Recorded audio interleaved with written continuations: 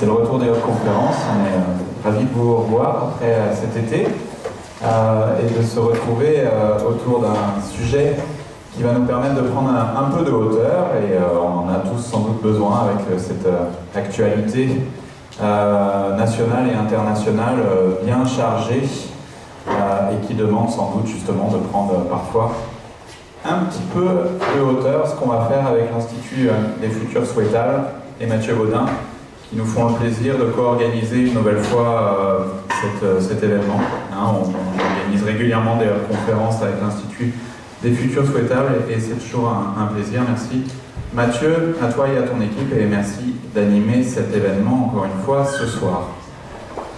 Les Hub Conférences, on les retrouve toutes les semaines à la Bellevilloise et ailleurs. L'idée, c'est qu'on change de lieu aussi pour correspondre aux codes de nos événements, et les codes, ils sont multiples, puisqu'on considère que les enjeux sont compliqués aujourd'hui et que ce n'est pas une catégorie d'acteurs qui a les solutions, mais que les solutions, elles vont venir d'un dialogue entre les pouvoirs publics, l'économie sociale et solidaire, les entreprises classiques, le monde académique, etc., etc. Et tout le monde est le bienvenu pour justement confronter ces idées et essayer d'avancer ensemble. C'est ce qu'on appelle pour nous cette fédération d'acteurs, de façon informelle et conviviale, mais assez structurante comme ce soir par exemple, le mouvement Hub. Donc des événements, les Hub Conférences, mais c'est aussi les Hub Café, les Hub Pro, le Hub Fest qui a lieu ici en juin une fois par an et qui réunit toute notre communauté. Des productions, un MOOC sur notre réseau social, un livre qui s'appelle Up to You par exemple. On a aussi des guides pour entreprendre dans l'économie sociale et solidaire. Et un réseau social qui s'appelle Hub Campus. Voilà, n'hésitez pas à le rejoindre si ce n'est pas encore le cas. On peut s'inscrire aux événements via ce réseau social et aussi échanger entre nous, proposer un projet. Il y a plus de 1100 projets aujourd'hui sur la plateforme. On crée des déclinaisons aussi territoriales, Hub Sceaux, Hub Paris, Hub Metz, Hub Lille. Donc si vous n'habitez pas sur une de ces villes dans lesquelles on a déjà créé un réseau social, n'hésitez pas à nous le dire, et puis on crée ça ensemble, parce qu'on considère, comme beaucoup, que l'avenir aussi passe par le local et le territoire, ce qui n'empêche pas de penser global, évidemment. Il y a un hashtag aussi, pour pas que j'oublie, c'est HubConf, pour ceux qui aiment tweeter. Ces événements, ils sont gratuits, c'est important pour nous que chacun puisse assister à ces conférences. La contrepartie, s'il devait y en avoir une, c'est de vous demander de faire un peu de bruit autour de ces événements, d'en parler autour de vous, et ça peut être un tweet par exemple, avec ce hashtag HubConf. Je ne l'ai pas dit, mais je m'appelle Nicolas Froissart, je travaille pour le groupe SOS et donc le mouvement Hub, et c'est l'occasion de remercier ces événements, les partenaires de nos événements justement, qui nous permettent de vous accueillir toutes les semaines gratuitement. Accenture, Aviva, Bouygues Immobilier, je ne sais pas si Adrien est là, mais Bouygues Immobilier nous rejoint cette année, le Crédit Coopératif, ses illustres représentants est aussi là, j'espère que tu vas bien, ça me fait plaisir de te voir Imad, la mairie de Paris et Veolia. N'hésitez pas à vous serrer un peu pour que les retardataires puissent prendre place sans trop vous déranger. Pour ceux qui sont debout, on peut aussi s'asseoir sur les côtés, à l'étage, sur les 2 étages, vous verrez bien. Là aussi, vous prendrez un peu de hauteur sur notre événement. La nouveauté de cette rentrée pour le mouvement Hub, c'est des formations.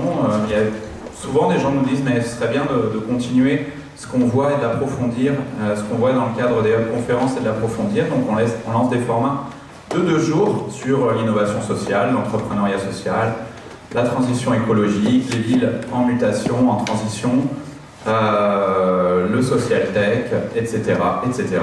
N'hésitez pas à aller voir sur le site des Hub Conférences, ou surtout envoyer un mail à formation@hub-conférence.fr. Ça, je vous l'ai déjà dit, mais vous pouvez aussi nous rejoindre sur Facebook, Twitter, etc. C'est pas parce qu'on a un réseau social qu'on est sectaire, vous pouvez y aller, même si Hub Campus c'est quand même notre réseau social préféré, évidemment. Et Voilà, je crois que j'ai été assez complet. Je vais appeler Mathieu Baudin. Je vous l'ai dit, on co-organise assez régulièrement des événements avec l'Institut des Futurs Souhaitables.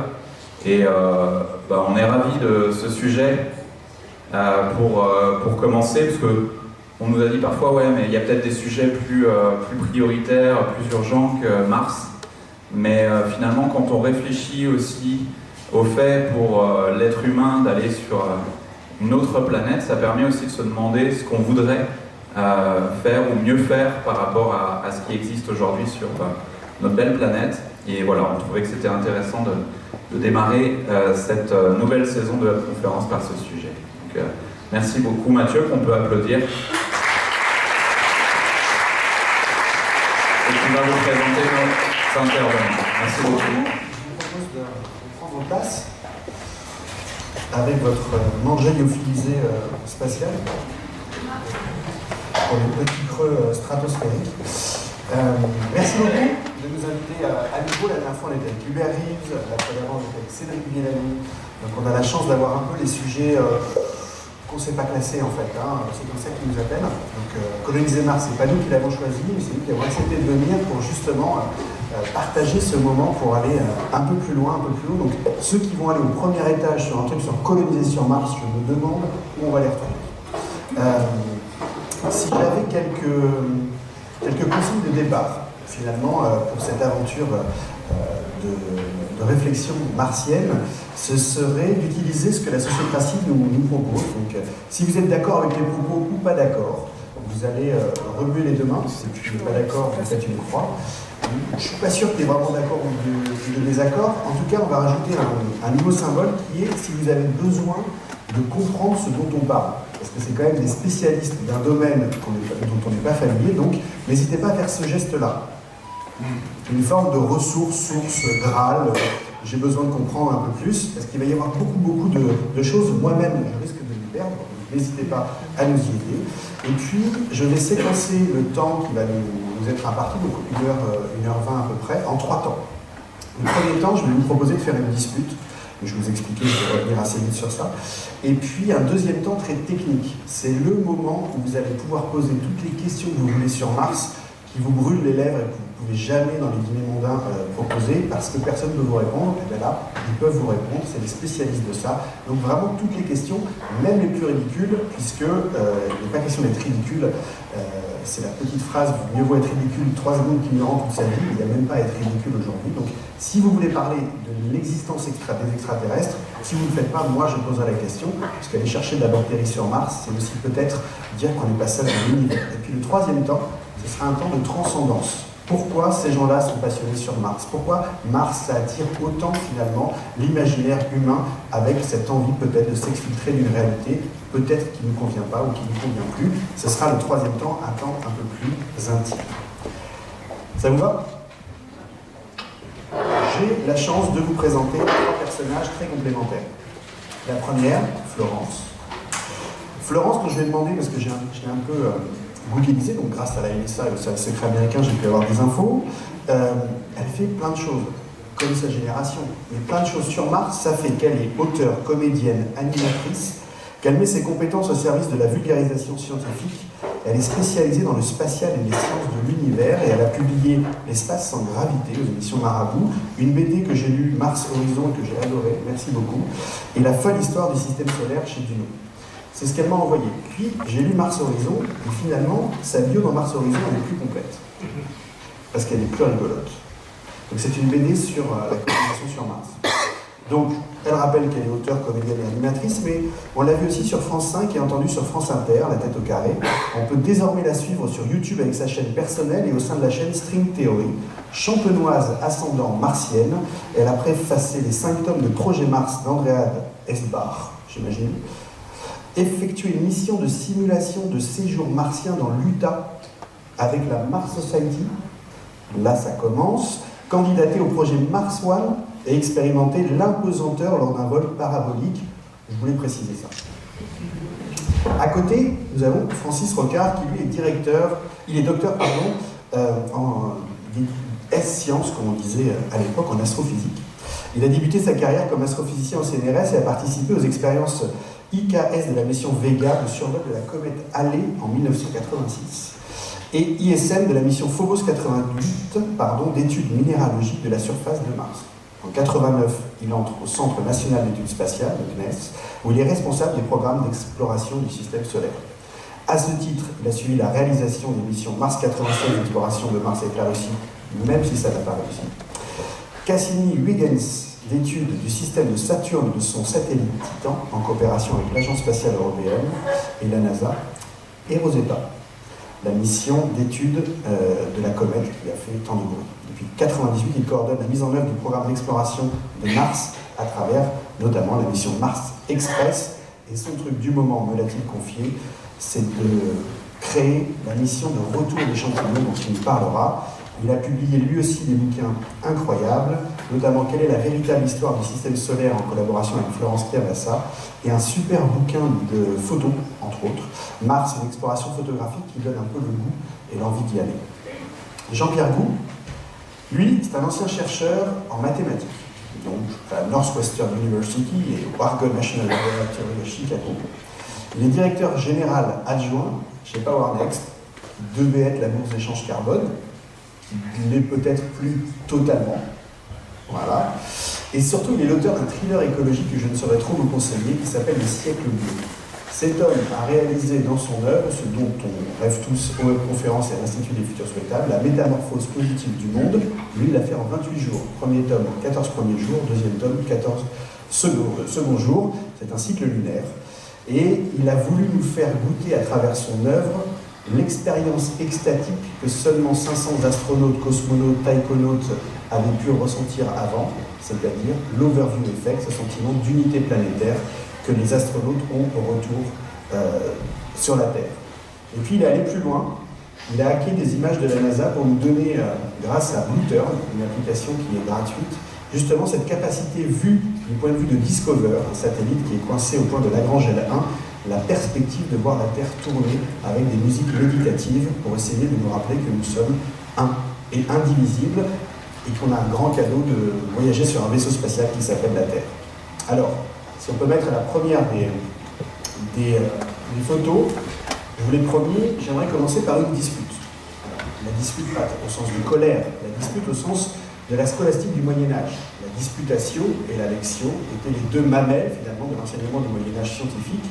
Et la dispute, c'est la controverse. Dans un siècle, dans un temps, le nôtre, qui est plutôt habitué à la polémique, il est bon de savoir construire les désaccords, c'est déjà une forme d'empathie. La dispute, c'est un sentiment que j'avais aussi, que beaucoup ont et que les réseaux nous ont remonté. Et la question qui nous taraude et qu'on va évacuer d'entrée, en parlant avec vous, est-ce que c'est souhaitable de dépenser 5 à 10 milliards pour envoyer un robot et revenir pour qu'il capte une bactérie, et 100 milliards de plus pour qu'un humain aille vérifier ce que le robot a ramené, en espérant peut-être, nous disent la science-fiction ou quelques entrepreneurs aventureux, de terraformer Mars, alors que ici et maintenant, on déterraforme la planète, et que des milliards de bactéries sont encore inconnues à notre cerveau. J'aimerais commencer sur ça.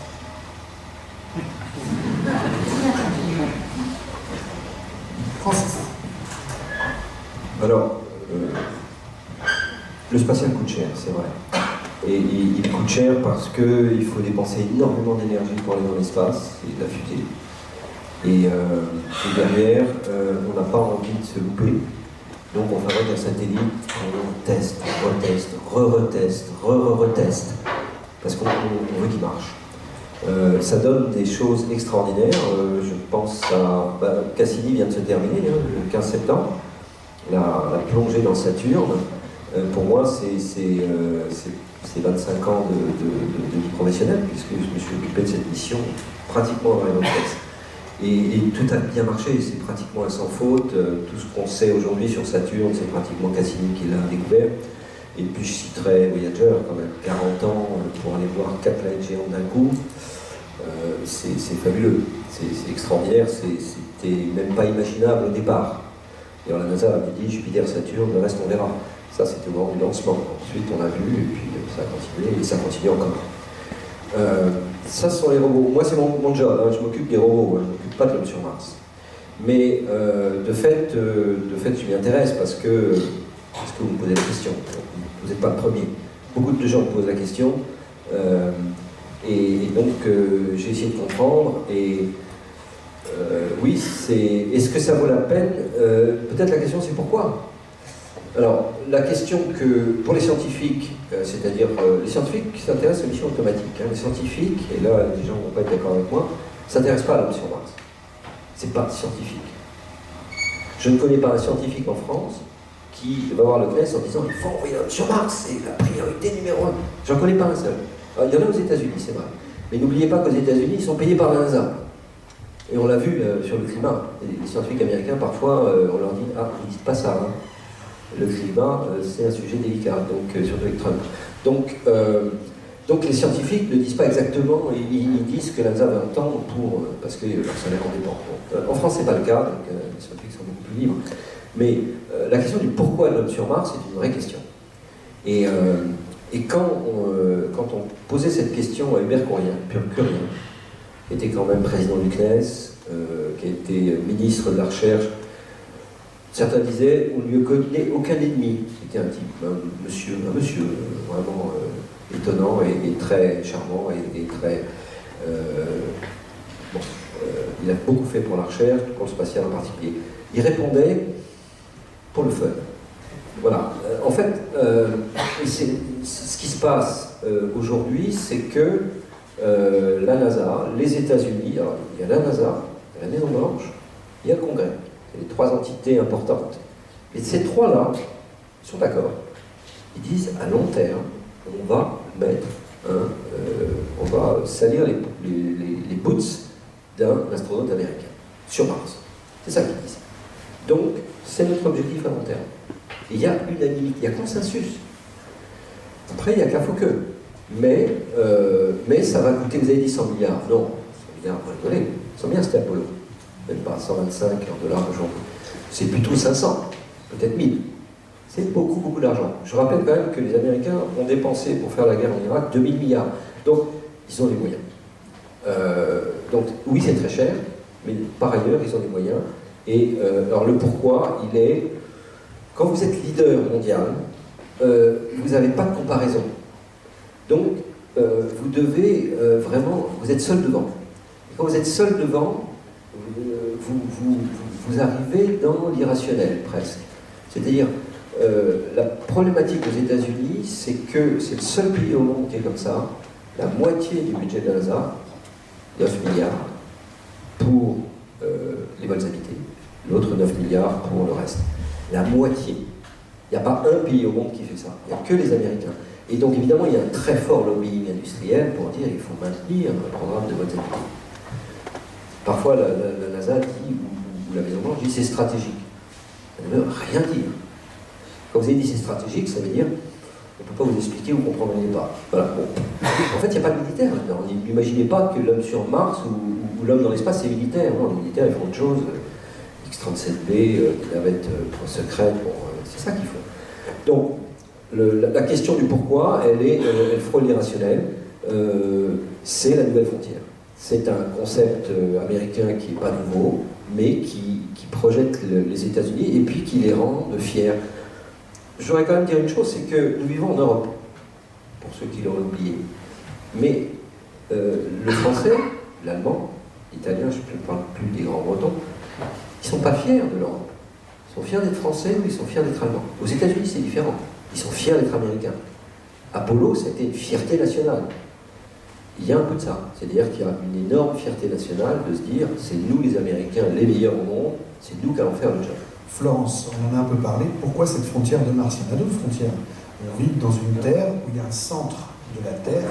On ne sait rien quasi du centre de la Terre. Ce serait une frontière quand même à la Jules Verne. Jules Verne, il part dans l'espace, il passe dans la Terre, il passe tous les océans. 95% des océans nous sont inconnus. Pourquoi cette frontière-là de Mars a dépassé? Pourquoi celle-ci n'est pas une autre? Parce que c'est la prochaine. Je pense qu'on est allé sur la Lune, la prochaine étape c'est évidemment Mars. Vénus, il fait une température épouvantable, une pression pas vivable, enfin c'est pas possible. Vraiment c'est Mars, et puis en plus ça a toujours fait rêver l'humanité, Mars. on la voit dans le ciel, on l'a fantasmée, la science-fiction, on a beaucoup parlé, il y a quand même des questions scientifiques intéressantes à aller creuser là-bas, que ce soit avec des robots, avec des humains, ou les deux. Donc voilà, et la question du pourquoi, en fait, pour moi, elle n'a pas de sens. Pourquoi les êtres humains, ils se sont dit, tiens, je vais aller grimper en haut de l'Everest? Pourquoi ils se sont dit, tiens, je vais aller planter un drapeau au pôle Nord ou au pôle Sud? Pourquoi je prends un bateau et puis je vais vers l'océan et puis peut-être je vais découvrir un continent? Parce qu'on est comme ça, on est explorateur, l'être humain est un explorateur. Et donc, la prochaine frontière, c'est Mars. Et donc, on ira. Et la question du pourquoi, finalement, on s'en fout. On s'en fout du pourquoi. Sauf que ça a donc les moyens. Oui, les moyens, mais alors, Francis vient de le dire, ça coûte cher le spatial. Mais on parle jamais de ce que ça rapporte, en fait. Un exemple très concret, très concret. Thomas Pesquet, tout le monde a entendu parler de Thomas Pesquet dans la salle, je pense. Il nous a fait rêver, Thomas Pesquet. Thomas Pesquet, il nous a coûté 1,50 € par Français et par an. Voilà, je pense que ça vaut le coup. Un film, ça coûte plus cher. Et ça dure 2 heures. Bon. Bah voilà, voilà, on dit toujours oui, ça coûte cher. Et puis en plus, ça coûte cher, ça dépend. Voilà, Francis a parlé de la guerre en Irak. Voilà, par rapport à la guerre en Irak, le spatial, ça coûte pas cher. Rappelons que Rosetta a coûté à chaque Français 4 € en tout. Et pareil, ça nous a fait rêver. Donc voilà, on ira sur Mars parce que ça nous fait rêver. Et je pense qu'en fait, ça suffit comme explication, parce qu'on vit dans un siècle, c'est quand même pas joyeux les perspectives. Hein. Le réchauffement climatique, tout ça, je pense qu'à l'échelle de l'humanité, on a besoin de rêve, quoi, et pas seulement de déprimer sur dans 20 ans, on va se prendre 14 ouragans pendant 3 mois, le niveau des eaux va monter, la sécheresse, ça va être compliqué. Donc en fait, c'est le 21e siècle, juste pour les gens de ma génération, c'est ce que je ressens autour de moi, on n'est pas très optimiste. Hein. Moi je ne veux pas faire d'enfants pour ça, vraiment c'est pas la joie. Et je pense qu'à l'échelle de l'humanité, on a besoin d'un projet commun, global, qui nous pousse, qui nous fasse rêver et qui nous ouvre des perspectives autres que on va tous crever sur la planète bleue. Bon, on ira tous crever sur la planète rouge, mais au moins on changera de planète. Voilà, mais bon, je caricature un petit peu. Mais voilà, moi je pense que c'est ça, c'est la prochaine frontière. On ira de toute façon, la question de pourquoi n'a pas vraiment de sens pour moi. Je ne sais pas si c'est très satisfaisant comme réponse. En tout cas, votre réponse. Jean-Pierre, les nouvelles frontières, il y en a d'autres? Il y en a d'autres, mais pour revenir sur celle-là, effectivement, c'est la prochaine. C'est une frontière, ce défi, dans les commentaires qu'il y a eu sur les réseaux sociaux quand on a annoncé cette conférence ce soir, il y a beaucoup de gens qui disent, ce que tu disais en introduction, pourquoi aller sur Mars alors qu'on est en train de détruire la Terre? C'est pas et où, c'est les deux. Quoi. Je veux dire, il n'y aura pas de projet martien ou par un projet sur 20 ans, sur 30 ans, s'il n'y a pas la paix sur Terre, si on n'est pas capable de maintenir des conditions de vie qui soient propres à la paix. Et donc ce projet martien, il s'inscrit dans une durée qui est très longue et il n'exclut pas de préserver la Terre, bien au contraire. Et un projet de ce type-là qui pourrait être 100% américain, mais qui sera probablement une alliance entre différents pays, entre des sociétés privées, des sociétés publiques, on en parlait tout à l'heure aussi. C'est un projet qui est de nature à fédérer les gens et à créer de la paix. Aujourd'hui, le programme spatial, la construction de l'ISS, a été un grand fédérateur et un grand rapprocheur de nations. Et c'est un projet qui est de nature justement à créer des liens qui nous dépassent dans le temps et dans l'espace, et c'est ça dont l'humanité a besoin pour se décentrer et prendre un pas de recul par rapport à tous les problèmes qui sont tous causés par l'homme. Donc ça, c'est un premier point. Après, sur le coût, effectivement, comme vous l'avez dit, même si c'est quelques centaines de milliards, c'est quelques centaines de milliards peut-être, c'est sur 10 ou 20 ans. Si on ramène ça à des choses... Le budget annuel de dépenses en armement, c'est 1500 milliards. Le budget de la pub, c'est 500 milliards. Le budget des droits de télé, de foot, c'est plusieurs dizaines ou vingtaines de milliards. Donc, il ne s'agit pas de dire est-ce que c'est le plus inutile ou c'est le plus futile. Je pense que c'est un projet, il faut le faire comme étant un projet clé pour l'humanité, un projet qui s'inscrit dans nos gènes. Konstantin Tsiolkovsky, qui était vraiment le pionnier de l'astronautique moderne, disait la Terre est notre berceau, mais on ne vit pas toute sa vie dans notre berceau. Il y a quelque chose vraiment ancré dans le projet humain, qu'on l'aime ou pas cette créature, enfin c'est ce que nous sommes, on est un espèce de singe insatiable, explorateur, curieux, et la curiosité nous a amenés sur la Lune, nous a amenés au fond des mers, on n'a pas tout exploré, on est quand même descendu assez profond, et on a besoin de tout connaître, et aller sur Mars, ça fait partie de quelque chose qui peut être un projet humain fédérateur. On peut débattre de savoir si un robot ou une réalité virtuelle nous ferait ressentir exactement ce qu'on voudrait, est-ce que ça serait pas moins coûteux, mais l'idée d'établir une colonie est quelque chose qui, il ne s'agit pas de créer un vaisseau de secours pour quelques happy few qui partiraient de la Terre, parce que tous ceux qui ont lu des romans de science-fiction qui parlent de Mars, en général quand vous avez une colonie qui s'établit sur Mars, elle a quand même besoin de ravitaillement de la Terre, et s'il n'y a pas de paix sur Terre, et ben, la colonie elle est rapidement morte, donc on sera interdépendant, et jusqu'à preuve du contraire, ça sera très difficile d'avoir des colonies très vastes, les plans qu'il y en a maintenant, même si Elon Musk un jour dit on va envoyer 1 million de personnes sur Mars, pour l'instant on parle de plus petites unités, et donc d'explorateurs, de pionniers, et on n'en est pas à bâtir d'immensité, même si ça peut devenir un rêve, et ce rêve n'est pas, enfin en tout cas pour moi, c'est pas celui d'un vaisseau de secours pour partir de la Terre comme dans Interstellar, c'est vraiment pour rêver, se projeter et rajouter encore quelque chose de plus fabuleux dans la grandeur du projet humain. Francis, on en a parlé, c'était pas un plan B. C'est pas un plan B pour partir de la Terre, Mars. Non, Mars, c'est pas un plan B. Vous avez cité le mot de terraformation. La terraformation, c'est vraiment de la science-fiction. Il faut quand même arrêter de jouer.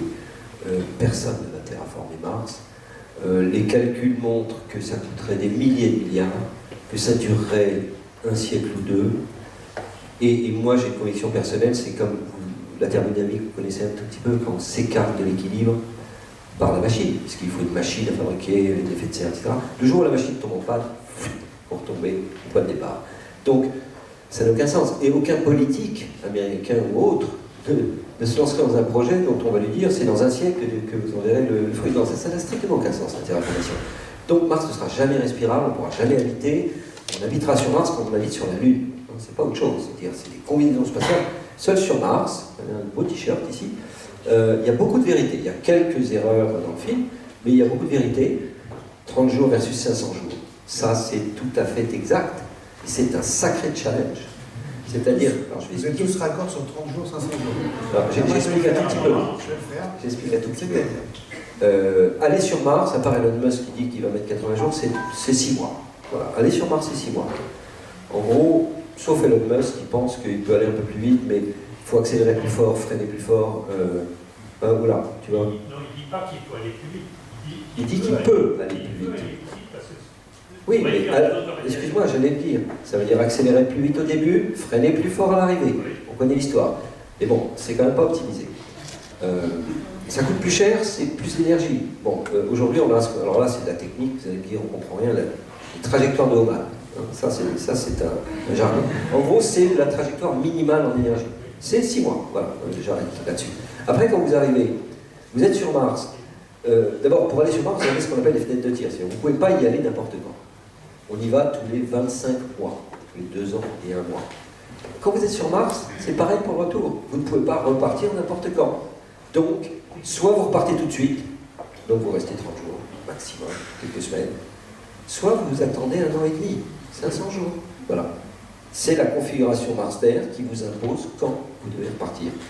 Et ce que personne ne dit, même pas seul sur Mars, c'est que le retour à 30 jours qu'ils font d'ailleurs dans le film, il n'est pas bon du tout. Il dure plus d'1 an, il passe par Vénus, il est effroyable. Donc ça c'est occulté.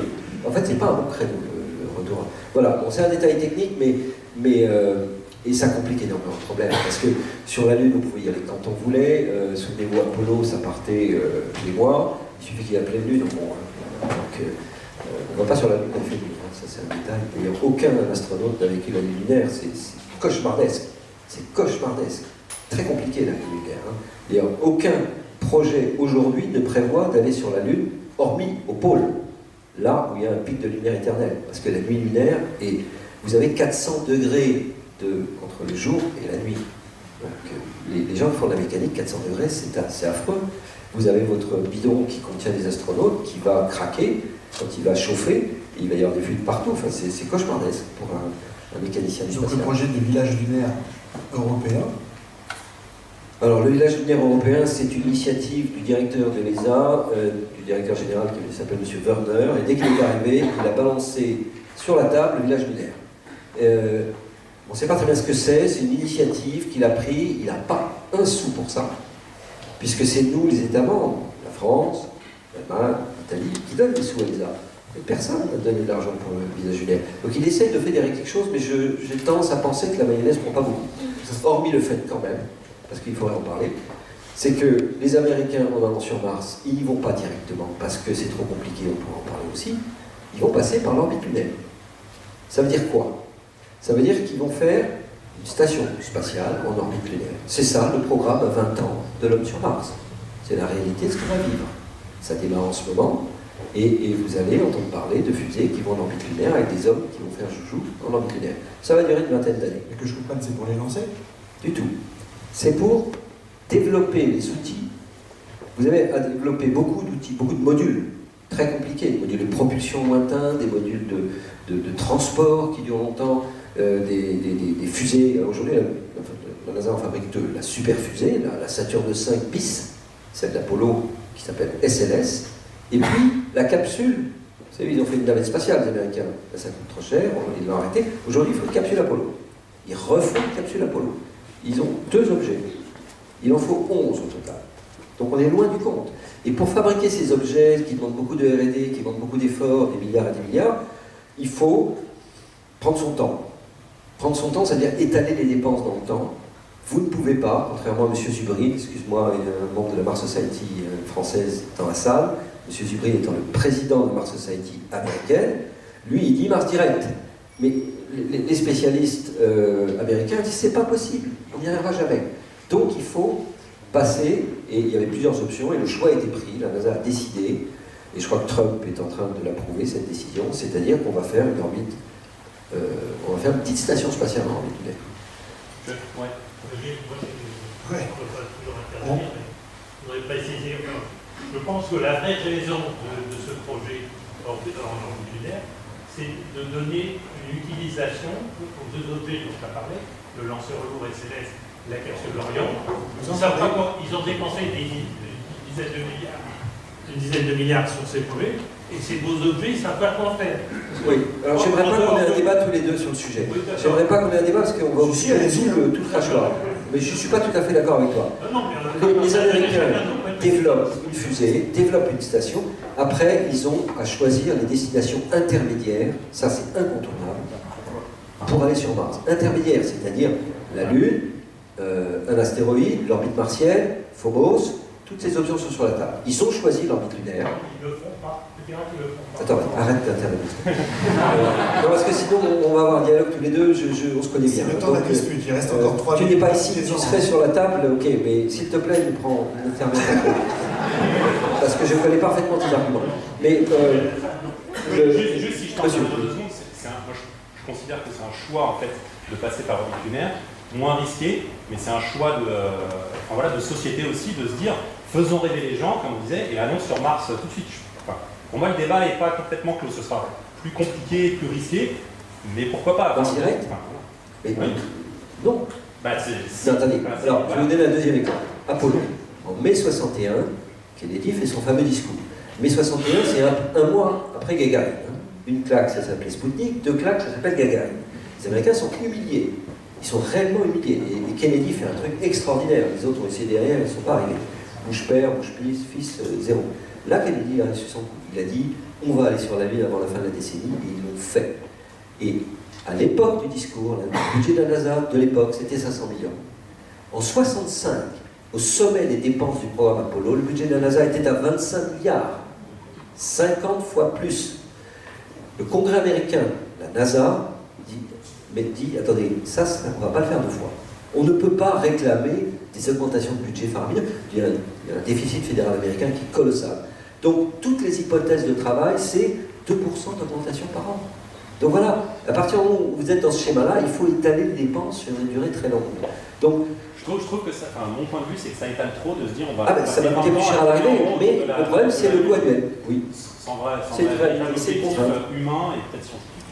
Alors moi, ce que j'adorerais, c'est que vous vous présentiez, parce que si vous êtes président de la Mars Society, ça fait quand même assez classe. J'ai été membre de la Mars Society.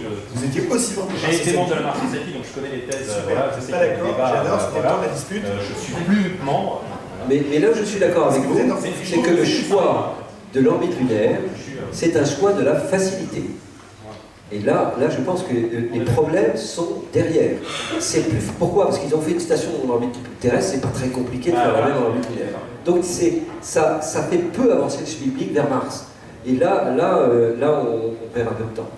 Alors, je clôt ce moment dispute qui a super bien marché. Merci. Je rêvais pas mieux. On va vous passer une petite vidéo. Si on y arrive d'une manière ou d'une autre à y aller sur Mars, voilà ce qu'on pourrait y voir.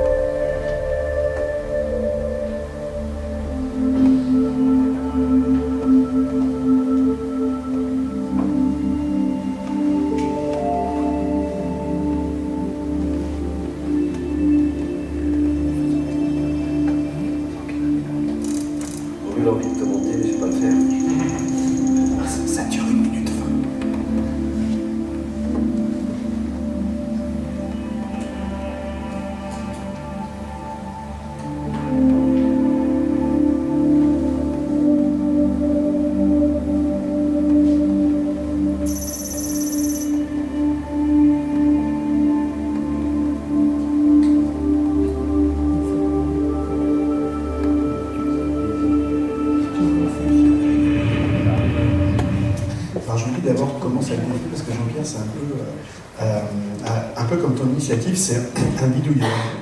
Jan Frotman, photographe amateur finlandais, passionné d'images, d'espace, un utilisateur habile le logiciel, un peu comme Michael, ton comparse. Il est fasciné par les images de la planète Mars prises par la caméra montée sur la sonde Mars Reconnaissance Orbiter.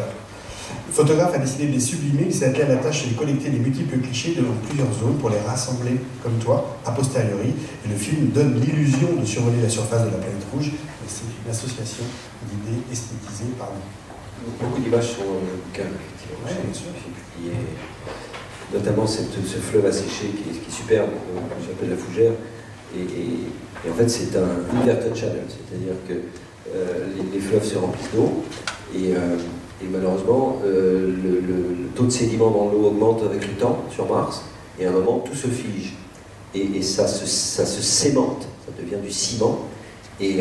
Or, cette matière dans le fleuve qui est sémentée devient plus dure que ce qui est en dehors du fleuve. Et comme vous avez du vent sur Mars, et depuis 3 milliards d'années, à peu près qu'il n'y a que du vent qui se passe, 1 micron par an, j'ai fait un calcul, ça fait 1 kilomètre. Donc 1 micron d'érosion par le vent par an, ça vous fait des reliefs d'1 kilomètre, donc c'est considérable sur 1 milliard d'années. Eh bien, ça érode le fleuve, vous avez le fleuve qui apparaît en relief, et autour c'est en creux. Donc c'est des inverted channels. Vous l'avez compris, c'est la partie technique. Donc n'hésitez pas à poser toutes les questions que vous aimeriez poser et avoir les réponses que vous méritez. Une question. On en est où du débat entre CO2 et eau justement, on voit à la fin une image en fait. Alors, c'est quoi le débat? C'est des images en fait qu'on voit à la fin avec comme de l'érosion en fait d'une falaise, et les scientifiques se posaient la question si c'était de l'eau ou du CO2 qui se vaporisait avec le soleil. En fait, c'est assez compliqué. D'abord, tout ça, ça s'appelle des ravines en français, gullies en anglais. Et en fait, là où je dirais, les journalistes notamment ont tendance un petit peu à raccourcir, en fait, il y a 7 types différents de ravines, dont un grand nombre sont des ravines sèches. Ce qu'on a vu en noir là-bas, c'était des ravines sèches. C'est-à-dire que c'est des avalanches, tout simplement. Ce qui se passe, c'est que le sol se recouvre de poussière. Cette poussière, elle a une couleur orangée, et tout le sol martien a cette couleur-là. Et si vous avez une avalanche, à ce moment-là, c'est le sol d'en dessous qui est plus sombre qui apparaît. Et ensuite, le vent va souffler, en un an, tout ça va se recouvrir et ça va disparaître. Alors après, là où il y a des écoulements dont on pense qu'ils sont liquides, le CO2, je crois à ma connaissance que ça ne marche pas très bien. Les brides, c'est-à-dire les saumures, seraient une hypothèse. Vous savez que Curiosity est sur Mars en ce moment, et la question c'était est-ce que Curiosity peut aller vers alors ça s'appelle des RSL, des Recurring Slow Lineae, c'est ça le terme américain, c'est ces fameux écoulements dont on pense qu'ils peuvent être liquides. Eh bien, ce qui est incroyable, c'est que la NASA a dit non, c'est interdit. Pourquoi c'est interdit? Parce que c'est une special region, une région spéciale. Les régions spéciales, c'est les gens de la protection planétaire. C'est-à-dire ceux qui s'occupent de préserver la planète à cause de l'eau. Les special regions, c'est vous ne pouvez aller sur ces régions-là que si vous êtes stérilisé mieux qu'en chirurgie. Ce qui a été fait avec Viking, mais pas avec Curiosity. Donc Curiosity n'étant pas assez stérile, il a interdiction d'aller sur les RSL. Je trouve ça un peu déplorable ou lamentable, surtout que je vais très très vite à la conclusion, c'est quand on enverra l'homme sur Mars, comment on va faire pour le stériliser? Il n'y arrivera pas. Donc il y a une totale contradiction dans ces histoires-là. Il va falloir que la NASA se mette autour de la table et règle ce problème. Mais en gros, c'est probablement des brides, mais c'est-à-dire de la saumure, c'est-à-dire un petit peu d'eau et beaucoup de matériaux humidifiés, mais il n'y a pas une unanimité, un consensus global là-dessus. Il y a encore des débats. J'espère que vous appréciez la réponse. Florence, moi j'ai lu Mars Horizon, et dans cette petite BD qui est plein d'humour et d'intelligence, comme ton livre d'ailleurs, tu dis qu'il y a 98% de CO2 et 2% d'azote sur Mars.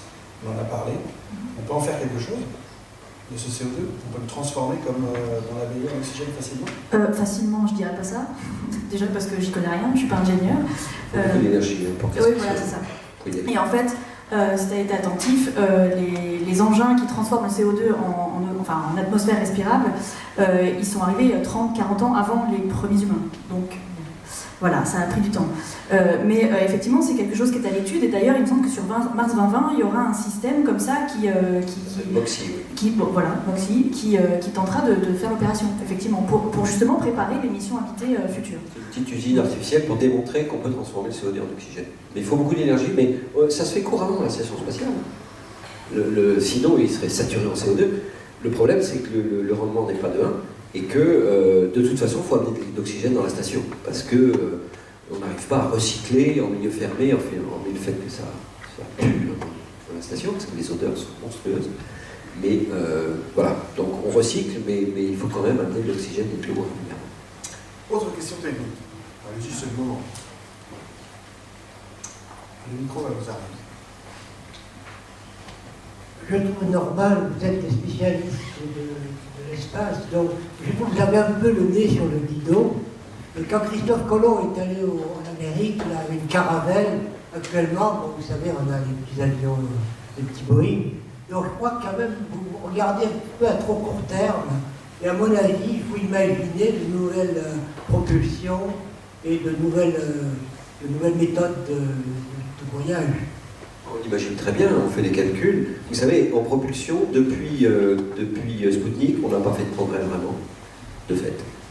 On est toujours dans la propulsion chimique. La meilleure propulsion chimique, c'est hydrogène-oxygène. Mais personne n'imagine, il n'y a pas, sur le papier, il n'y a rien de mieux. Après, si, il y a le breakthrough, ça s'appelle le nucléaire. Oui, avec le nucléaire, alors là, on change d'échelle, mais c'est compliqué le nucléaire, parce qu'il faut envoyer la fusée dans l'espace avec un réacteur au sommet. Il ne faudrait pas que la fusée échoue et que le réacteur se disperse. Donc, on connaît les solutions. C'est propulsion électrique, ça peut être électrique solaire. D'ailleurs, les Américains développent des panneaux solaires qui sont comme cette salle pour alimenter des moteurs électriques. Ça va très lentement, mais pour simplifier, ça consomme très peu de litres au 100. C'est un excellent rendement, mais ce n'est pas pour les hommes, parce que la durée de voyage en électrique sera très longue. Par contre, pour le fret, c'est très bien. Mais pour les hommes, il faut être paquet. En sous-jacent à ma question, en tout cas je la récupère pour poser la question. On a parlé de la science-fiction. Jean-Pierre, toi tu en es un romancier. Ça nous paraît peut-être d'aller plus loin que simplement ce qu'on connaît déjà. Est-ce que pour le scientifique ça nous tire ou est-ce que ça nous freine, la science-fiction? Non, je pense que la science-fiction, elle a toujours tiré et il y a beaucoup de scientifiques qui, jeunes, ont été intéressés à ces sujets là-dessus. Il y a beaucoup d'idées qui ont été imaginées par des auteurs de science-fiction qui sont révélées après. Et on va dire, pour ceux qui étudient le plus, il y a des idées de Jules Verne, quand on lit de la Terre à la Lune, c'est 100 ans avant le programme Apollo. Beaucoup d'idées étaient déjà naissantes dans les sociétés scientifiques de l'époque. Il a rassemblé ces idées, et c'est assez fou de le relire aujourd'hui et de voir qu'il parle de Floride. Alors, il y a énormément de choses qui sont complètement loufoques dans ce livre, mais la science-fiction aide. Après, la base reste quand même des calculs, et moi je suis ingénieur aussi, les lois de la physique elles ne changent pas, mais des innovations peuvent surgir. Là, par exemple, il y a tous ces travaux sur le M-Drive, une espèce de moteur dont on ne comprend pas exactement comment il fonctionne. Donc là, pour l'instant, c'est la NASA le regarde activement, mais c'est un moteur avec, si j'ai bien compris, une espèce d'impact magnétique qui fait avancer les choses. On ne comprend pas très bien comment ça fonctionne. Ça ressemble à une espèce de mouvement perpétuel. Peut-être qu'on trouvera un jour une nouvelle façon de se propulser, mais on est dans la R&D très lointaine. Voilà, pour l'instant, on a des carburants et des façons de se propulser qui sont très classiques, qui n'ont pas changé. Peut-être qu'on trouvera mieux, mais la propulsion, c'est une grande partie de l'équation, mais ce n'est pas la seule partie de l'équation. Il y a plein d'autres choses à résoudre sur Mars, et la propulsion n'est pas la seule. C'est Mars Society. Oui, mais là, c'est l'ingénieur en propulsion spatiale, donc qui a passé 40 ans sur la propulsion physique qui va parler. Pour revenir un peu sur ce qu'a dit Francis, c'est vrai que l'hydrogène et l'oxygène, il n'y a pas mieux, mais il y a quand même une innovation fondamentale en propulsion qui est en train de se passer sous nos yeux, et ce serait dommage de ne pas le voir, c'est la possibilité de réutiliser les fusées au lieu de les jeter à chaque fois. Parce que ça permet d'abaisser considérablement les coûts, et au lieu de 500 milliards dont on parlait, peut-être de descendre à 100 ou 50. Oui, mais on ne va pas forcément plus vite. On ne va pas forcément plus vite. Ça coûte moins cher, mais on ne va pas plus vite. S'il fallait une question puis une autre, c'est ça? Bonsoir. J'aimerais savoir si le robot pourra sauver l'être humain. Ah oui, vous avez 4 heures. Je vais vous donner une réponse assez amusante. Dans les spécialistes qui ont planché sur le sujet dans un rapport qui est très intéressant du National Research Council, il se pose cette question-là, c'est-à-dire que, bien évidemment, un des arguments de l'homme sur Mars, c'est de dire l'homme fait mieux que le robot. L'exemple qu'on cite tout le temps, c'est Harrison Schmitt, qui était le géologue sur la Lune. Il était sur la Lune, il a regardé à droite, il a dit « Waouh, qu'est-ce que c'est que ça ?» Il a vu une tache orange. C'était pas dans le programme, il s'en fout, il est allé récupérer des échantillons orange. Voilà, l'homme a vu quelque chose que le robot n'était pas capable de voir. Mais ce que dit le rapport, c'est que cet argument est vrai. Mais en 2040, on n'est pas sûr. Peut-être que le robot sera aussi performant que l'homme et 10 fois moins cher. Donc faites attention, ce n'est pas un argument massue pour l'homme sur Mars. Une partie de la réponse. Moi, ce qui m'inquiète, c'est la résistance de l'homme dans ce type de voyage. Donc, il y a le problème des radiations, il y a le problème aussi de la gravité qui est assez faible. Combien de temps est-ce qu'on peut rester sur Mars et être capable de revenir ensuite sur Terre? Alors, je vais dire quelque chose qui est politiquement très incorrect, mais malheureusement, c'est été dit dans ce rapport, c'est que, mesdames, vous n'irez pas sur Mars. Vous êtes, mesdames, vous n'irez pas sur Mars. Les femmes sont beaucoup plus sensibles aux radiations que les hommes. C'est un peu tabou de dire ça. Sauf celles qui veulent finir sur Mars. Oui, mais ça, c'est pas le sujet. Non, c'est pas le sujet. Le sujet, c'est qu'on fait un aller-retour. Sauf pour Mars One, mais tu pourras en parler. Mais le but, c'est pas de mourir sur Mars. Après, vous avez une fatwa contre Mars One. Non, les radiations, c'est un vrai problème.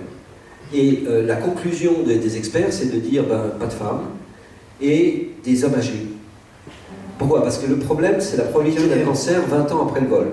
Si déjà vous partez à 50 ans, à 70 ans, finalement, ça, c'est pas très grave. Par contre, à 30 ans, c'est un vrai problème, parce qu'à 50, vous avez un cancer, et d'ailleurs, tous les astronautes signeront une décharge. On dira, vous aurez des maladies plus tard, mais vous n'attaquerez pas la NASA. Mais oui, il y a un problème. Et aujourd'hui, il n'y a pas de solution pour les rayonnements galactiques. Les solutions sont de la science-fiction. Il y a des gens qui pensent qu'on va faire un grand champ magnétique autour de la sonde et que ça va dévier les... Ça, c'est de la science-fiction. La réalité, c'est qu'on se protège des rayonnements solaires. Dans le cas d'éruptions solaires graves, celles qui ont créé des pannes, vous savez, au Canada, dans les centrales électriques, quand l'éruption arrive, ça fait des superbes aurores boréales, mais ça aussi peut endommager des réseaux électriques. À ce moment-là, il y a un des bidons, un des modules qui aura une paroi spéciale protégée. Et en cas d'alerte, tous les astronautes se mettront dans la partie protégée pendant environ une journée, le temps que l'éruption vous passe dessus, et ensuite vous continuez. Pour les galactiques, ça passe à travers, et en plus, la dose de radiation dépend de la nature de la paroi. Donc c'est extrêmement difficile à modéliser. Je me souviens d'une expérience qui a été faite dans l'espace. On a pris une petite fleur, et puis la même petite fleur, on lui a mis un plexi. On a dit comme ça, on protège la petite fleur. Ils se sont rendus compte que c'est la fleur qui avait le plexi qui était grillée. Qu'est-ce qui se passe? Et en fait, quand un rayonnement cosmique tape dans le plexi, il fait 1000 rayons qui irradient la plante. Et donc, un rayonnement en fait 1000. Et donc, ça a un effet multiplicateur. C'est ça les problèmes des rayonnements cosmiques galactiques. C'est qu'ils sont dans milliards d'électronvolts. Je sais, c'est une unité que vous ne connaissez pas. Mais ça vous en fait 1000 d'un million d'électronvolts. Et cela vous pénètre. Et donc, vous avez des doses de radiation fortes. Florence, dans Mars Horizon, je vais refaire de la publicité, mais j'ai vraiment beaucoup bien aimé. Il y avait non seulement une femme, mais il y avait un couple. Non, mais en fait, il y a 3 femmes et 3 hommes. Non, mais il y a un couple qui fait l'amour sur Mars. Oui. Il faudrait même repenser l'idée de faire l'amour, puisque sur Mars, c'est différent. Ben, c'est différent parce que la gravité n'est pas la même. Ouais. Oui, je fais des expériences de pensée comme ça.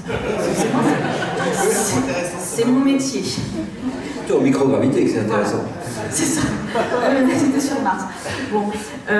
Oui, alors pour revenir sur la question juste en une phrase des rayons cosmiques, moi j'ai réglé le problème, je ne le dis pas dans la BD, mais pour moi en 2080, parce que ça se passe en 2080, on guérit le cancer à chaque fois. Voilà. Donc on ne meurt plus du cancer. Donc, voilà, mais c'est aussi une question de risque qu'on veut prendre. C'est-à-dire si on a 20% de risque de choper un cancer 20 ans après la mission au lieu de 3% si on ne va pas sur Mars, je pense que toutes les astronautes femmes signeront, prendront le risque. Après, c'est pas... Bon, après, il faut que les agences spatiales... C'est un problème d'éthique et il faut que oui, voilà, il y a un souci d'éthique, il faudra en discuter évidemment, et ce ne sera pas la décision d'un seul individu, bien entendu. Mais je pense qu'il faudra en discuter au niveau éthique et médical. Oui, effectivement, le principe de ma BD, c'est de faire la vulgarisation scientifique. Donc c'est effectivement une histoire de fiction, parce que ça se passe en 2080, mais j'ai travaillé avec des scientifiques et des ingénieurs. Je suis même allée au CNES à Toulouse, visiter des installations martiennes. Je me suis entourée de gens qui savent de quoi ils parlent techniquement, et ensuite moi j'ai brodé autour. Et ce qui m'intéressait de traiter dans cette histoire, c'est justement ce qu'on ne sait pas. Donc la psychologie, comment on gère un équipage de 4 ou 6 personnes enfermées dans une boîte de conserve pendant 6 mois, 2 ans. Et voilà, comment les relations entre les gens vont se faire, parce que ça, c'est la grande inconnue. On aura beau faire toutes les missions de simulation qu'on veut, c'est très compliqué de faire un équipage qui tienne la route pendant d'aussi longue durée dans des conditions aussi hostiles et aussi extrêmes. Et effectivement, ils sont tous amants les uns avec les autres. Voilà. C'est ça, je voudrais revenir sur les rayons cosmiques, ça fait partie d'une des choses qui paraissent insurmontables, sur la notion de l'impossibilité. Parce que quand on regarde Mars, il y a peut-être 10 ou 13 impossibles en vue de la science d'aujourd'hui. Et soit on renonce directement, soit on prend ces impossibles comme étant autant de raisons de se creuser la tête et d'inventer des nouvelles choses. Et notamment sur la notion du coût, je voudrais revenir, on a parlé d'Elon Musk, et si on parle de Mars, c'est intéressant d'en parler. Il a mis la question du coût au cœur du projet de SpaceX, et au départ, ça faisait beaucoup rire les gens d'Ariane Espace, qui disaient qui est ce gars-là qui vient de l'informatique, qui va nous expliquer qu'il peut faire des vols beaucoup moins chers qu'eux. Il y arrive, et ça a donné, on va dire, une nouvelle impulsion, une nouvelle créativité sur, on va dire, le vol spatial commercial, avec énormément d'idées. Aujourd'hui, on voit se poser des fusées, vous en parliez tout à l'heure, avec une régularité tous les mois. Ça nous semble maintenant presque normal, alors qu'on voyait ça que dans Tintin avant. C'est complètement prodigieux. Là, dans 2 mois, on va avoir le premier test du Falcon Heavy, de la grosse fusée avec ses 2 boosters. Donc il y a normalement 3 fusées qui vont se poser quasiment les unes après les autres sur un site à Cap Canaveral. c'est assez prodigieux et ce qui est intéressant, c'est pas de savoir si Elon Musk c'est le sauveur de l'humanité ou pas, c'est de voir la capacité à résoudre des problèmes. Et au départ, Musk, ce qu'il voulait faire, je ne sais pas si vous connaissez l'histoire de la création de SpaceX, il avait vendu sa société PayPal, je crois, à eBay, donc il avait quelques centaines de millions de côté, il avait toujours été fan de spatial, et un jour il discutait avec un ami pour savoir s'il y avait de la vie sur Mars. Ils disaient, bon, plutôt que de savoir si on a, est-ce qu'on l'amènerait pas, la vie sur Mars? Donc ils avaient eu pour ambition d'envoyer une sonde sur Mars, de la faire se poser, d'ouvrir une petite serre, d'éclairer cette petite serre et de faire fleurir la première plante sur Mars. Donc il s'est dit, avec quelques centaines de millions, je devrais pouvoir y arriver. Il a commencé à regarder le coût d'un tel projet, il s'est aperçu que ça ne marcherait pas. Et du coup, il s'est dit, où est-ce que je pourrais trouver une fusée qui coûte pas cher? Donc il a pris rendez-vous avec le gouvernement russe pour leur acheter des missiles balistiques intercontinentaux, parce qu'avec ça, on peut éventuellement mettre des choses en orbite. Mais là, il s'est fait arrêter directement par la CIA en disant, qu'est-ce que tu veux acheter des missiles intercontinentaux? Donc, et puis après, il est revenu avec un ami à lui, il se dit, mais pourquoi des fusées, ça coûte aussi cher? Pour décomposer ce que c'est du fusée, c'est des métaux, pas mal de câblage et puis des liquides de propulsion, et ils sont arrivés à se dire, mais c'est pas possible que ça coûte aussi cher. Donc si on arrive à améliorer le processus de fabrication, à réutiliser la fusée, donc en se reposer, on doit pouvoir avoir des cycles qui sont beaucoup moins chers. Et je trouve que c'est intéressant comme démarche parce que les autres agences qui ont un lanceur qui fonctionne et qui ont, on va dire, des clients qui sont déjà là et qui leur expliquent que voilà, il n'y a pas d'autre fusée que Ariane 4, 5 ou bientôt Ariane 6, ça met dans un état de stagnation, on va dire, de l'aspect industriel des choses, et on voit qu'il y a des gens qui peuvent arriver à disrupter le spatial et amener d'autres choses. Et si on revient sur, on va dire, le programme martien, il y a une question de savoir si c'est un programme qui est financé par l'État ou qui est financé en collaboration avec des sociétés privées. Et par exemple, Obama avait arrêté le programme martien de Bush, c'est le programme Constellation qui devait aller sur Mars, et il avait c'était Moon, Mars and Beyond, donc il y avait les trois dans Constellation, et sur ce programme Constellation, Obama l'avait arrêté en disant je veux que l'argent revienne au programme Cassant pour les écoles, et les Américains iront à l'école et on n'ira pas sur Mars, on n'ira pas sur la Lune. Et il n'avait pas complètement arrêté le programme, il avait créé un programme qui s'appelait COTS, qui a permis en fait à un certain nombre d'industriels de bénéficier de financement de la NASA pour pouvoir faire des missions privées. C'est comme ça que SpaceX a existé. Et on voit que la créativité, elle est là. Donc, dans tous ces impossibles qui aujourd'hui nous disent qu'on ne pourra pas aller sur Mars ou pas aller sur Mars sur un coup, est-ce qu'on y arrivera, on n'y arrivera pas? En tout cas, il y a des signes qui sont positifs. Il y a des lois de la physique qui restent incontournables, mais la créativité humaine, il ne faut pas la sous-estimer. Je n'ai jamais dit qu'on n'irait pas sur Mars. Non, mais je veux dire, j'ai dit c'est compliqué d'aller sur Mars. Mais ça coûtera cher, ça prendra du temps. Je pense que les Américains ont une telle volonté pour le faire qu'ils vont le faire. Mais c'est pas pour tout de suite. On va avoir 3 questions, mais j'aimerais entre-temps donner la parole à Kennedy. Donc je vous dis, je vais vous couper pour commencer à avoir. D'abord ce monsieur, ensuite, et puis après. Bonsoir. Bonsoir. Moi, c'est pas vraiment une question, mais c'est plutôt une remarque, quelque chose que je trouve très excitant. C'est que en 2020, c'est pas encore l'homme sur Mars, mais à partir de 2020, il y a beaucoup de missions robotiques qui sont prévues sur Mars et on n'en entend pas beaucoup parler en fait, je pense. On entend souvent parler de la NASA et un peu de l'Europe. Donc en 2020, il y a la NASA qui va y aller avec un rover 2020. Il y a l'Europe et la Russie avec un rover ExoMars. Donc il y aura 2 rovers déjà la même année. C'est incroyable, il y a 5 lancements en 2020 vers oui. C'est incroyable. Oui, il y a les Émiratis qui c'est ça. Alors juste l'Inde et la Chine aussi, qui sont des puissantes émergentes dans le spatial. Vous êtes de quelle société pour avoir ces Non, je suis passionné et je m'intéresse à ça. Et du coup, je trouve que c'était intéressant de le noter parce que c'est inédit. Et ça part en 2020, 2022 en termes de prospective. Ça va en faire des comptes Twitter à suivre. Aujourd'hui. Compte Twitter de robot, il va blaguer. Oui, bonjour. D'abord, merci de vos interventions à tous. C'est vraiment hyper intéressant de vous entendre parler.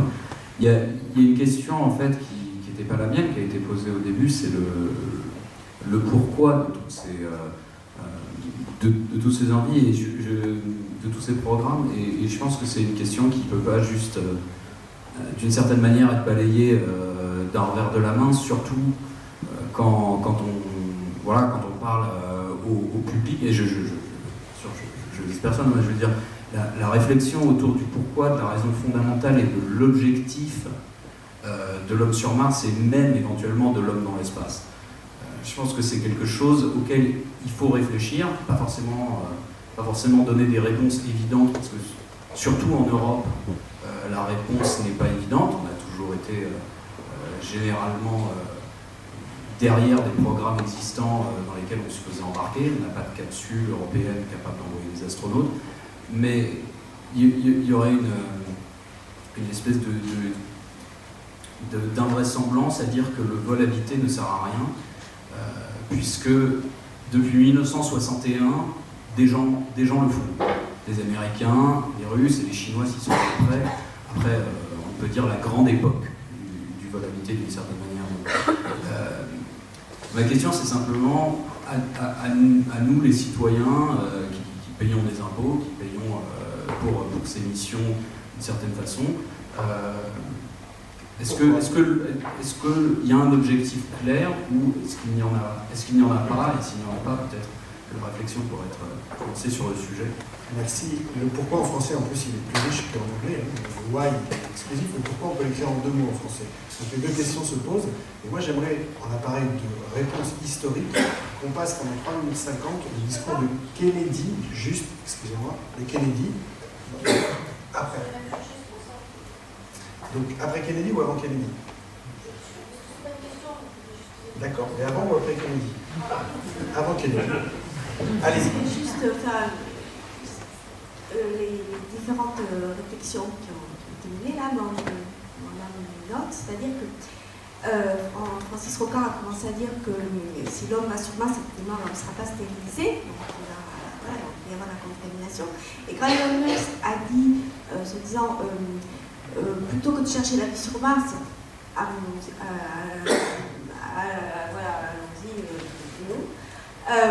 je me dis que ce serait quand même dommage d'amener l'homme sur Mars avant d'avoir répondu à cette question de la vie. Et justement, quand l'homme va y aller, il va forcément, si après on trouve de la vie, on ne saura pas d'où elle vient, si c'est l'homme qui a amené les frappes. Alors est-ce que ce ne serait quand même pas une question à se poser, est-ce que ce ne serait pas intéressant de résoudre cette question, d'aller au plus loin possible par rapport à cette question? Est-ce qu'il y a eu de la vie sur Mars? Moi aussi, je n'ai pas tout compris. Merci beaucoup. C'est ce qu'on va faire. C'est ce qu'on va faire dans la mesure où on va faire un retour d'échantillon martien. C'est en préparation. On fait beaucoup les Américains, mais l'Europe sera probablement impliquée dedans. Et ça, c'est la recherche de la vie. On trouvera, on ne la trouvera pas, mais je pense que 2025, 2028, on devrait avoir des échantillons martiens dans des laboratoires de haute sécurité sur Terre, parce qu'il faut les considérer aussi dangereux que le virus Ebola. Voilà. Donc, mais le but, c'est d'essayer d'avoir des preuves par ces échantillons que la vie a existé. Donc, il faut prendre les bons échantillons, c'est compliqué. Mais Musk dit une énormité quand il dit qu'il va comporter la vie sur Mars, parce qu'on va lui interdire de le faire. Les comités d'éthique, les scientifiques disent qu'il ne faut surtout pas polluer Mars pour les générations futures. Et lui, il arrive avec sa fleur. C'était un délire de potage, de jeunes milliardaires de la Silicon Valley. Et il s'est fait arrêter par la CIA en Russie. Il serait certainement fait arrêter par les comités d'éthique. Mais ça n'a pas empêché de réfléchir. C'est une soirée alcoolisée chez Elon Musk. Qu'est-ce que je vais faire demain? Et donc votre question, c'est est-ce qu'il ne faut pas avoir la preuve de la vie sur Mars avant d'apporter la nôtre? Kennedy, en 61, il le fait au Congrès, et en 62, il le fait devant la nation. 3 minutes 50. For the eyes of the world now look into space, to the moon, and to the planets beyond. And we have vowed that we shall not see it governed by a hostile flag of conquest, but by a banner of freedom and peace. We have vowed that we shall not see space filled with weapons of mass destruction, but with instruments of knowledge and understanding. Yet the vows of this nation can only be fulfilled if we in this nation are first and therefore we intend to be first.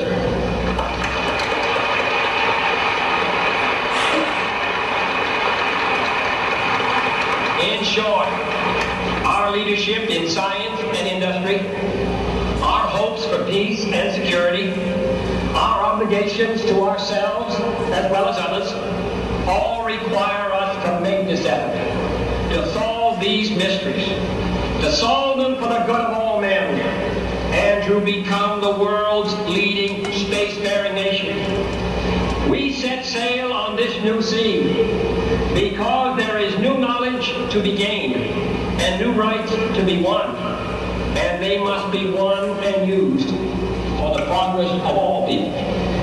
For space science, like nuclear science and all technology, has no conscience of its own.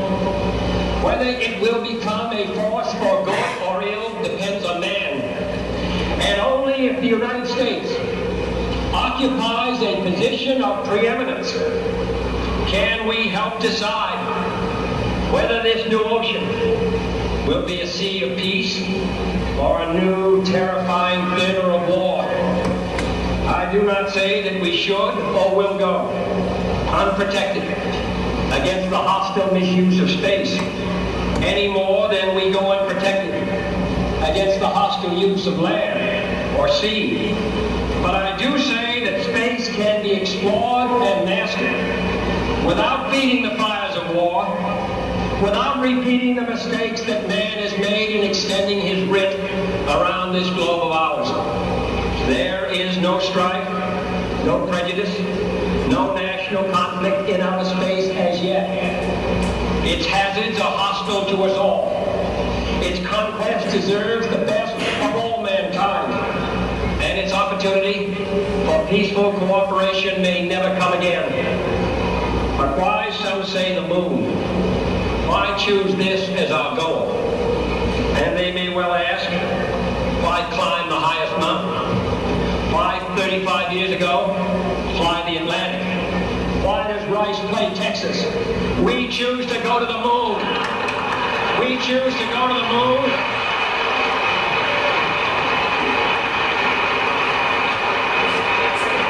We choose to go to the moon in this decade and do the other things, not because they are easy, but because they are hard. Because that goal will serve to organize and measure the best of our energies and skills.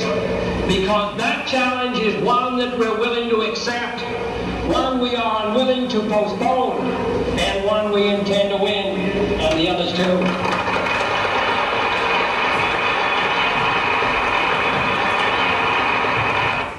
Donc, outre le fait qu'il a quitté les arguments de Florence, sur la montagne et tout ça, donc voilà, copyright. On sent la claque un peu fraîche aussi, hein, des soviétiques, parce que c'est quand même eux qui avaient la suprématie spatiale avant ce discours, parce qu'ils ont eu Sputnik, ils ont eu Gagarin, c'est surtout celui-là qui les a soufflés. Donc ils veulent faire ça, pour montrer que... mais il n'y a pas que ça quand même. Est-ce que cette envie... Il y a une autre raison qui est... Enfin, le résultat d'Apollo, c'est que Kennedy a mis la barre très très haut, un peu à la SpaceX, un peu la même démarche, et ça a marché. C'était pas gagné d'avance, hein, mais ça a brillamment marché. Apollo 13, bon, on sait, Apollo 1, il y a eu des morts, mais le succès est quand même total. Et surtout, deuxième succès, les soviétiques ont essayé, mais ils se sont cassés les dents. Ils ont fait une fusée N1, ils avaient 32 moteurs dans le premier étage, parce qu'un détail extrêmement important, c'est que les soviétiques ne savaient pas, ne savent toujours pas. Il n'y a que les Américains qui savent faire des gros moteurs. Vous avez vu Von Braun dans la tuyère de la Saturne V, elle fait 3,50 m de diamètre, ça s'appelle un gros moteur. Les soviétiques, ils font des moteurs, la tuyère, elle a ce diamètre-là. Ils ne savent pas faire des gros moteurs, c'est très compliqué.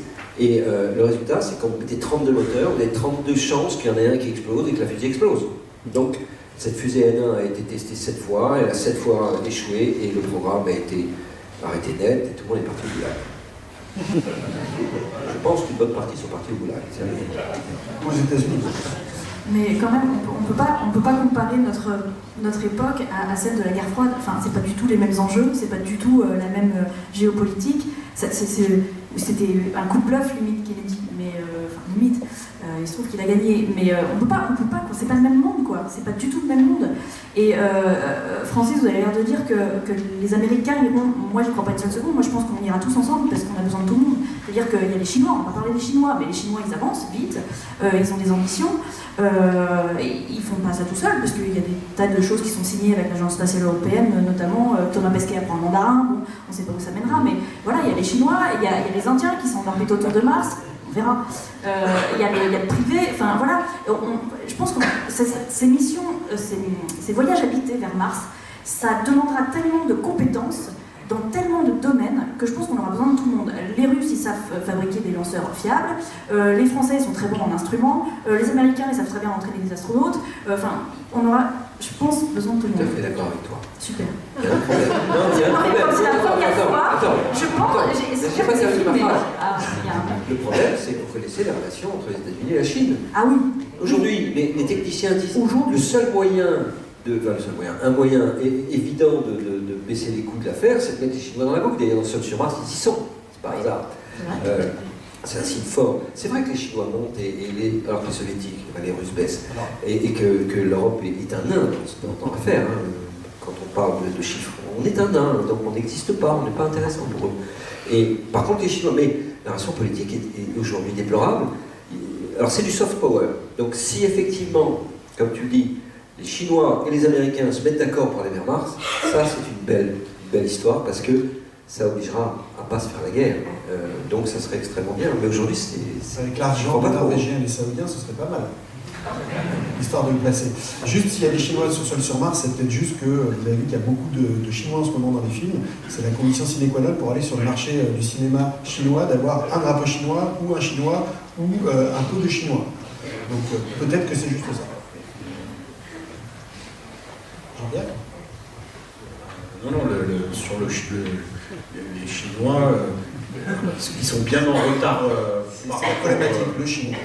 Américain, mais il y a une vraie volonté de ce peuple à se projeter sur des décennies, voire des siècles, et on va dire leur histoire personnelle est compatible avec le temps du spatial, le temps de l'exploration, le temps aussi de changer le mode de l'humanité. Il y a du temps long dans la pensée planificatrice chinoise, qui va aussi avec une négation de l'individualisme et d'une certaine forme de liberté, mais il y a des choses très intéressantes que les Chinois pourraient apporter en plus des moyens, mais cette vision.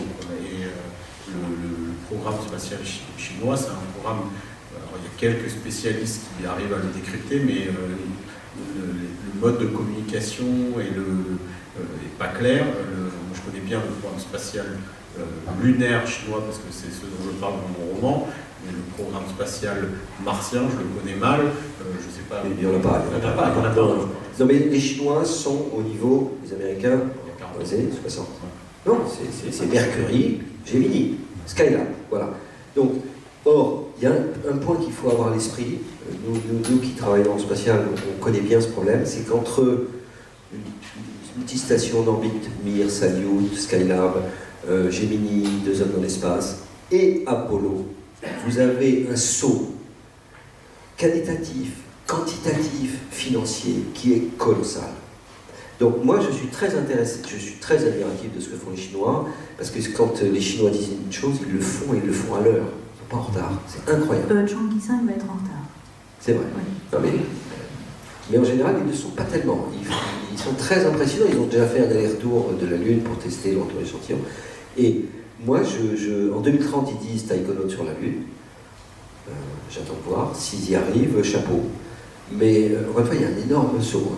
Entre l'orbite basse et la Lune, il y a un saut.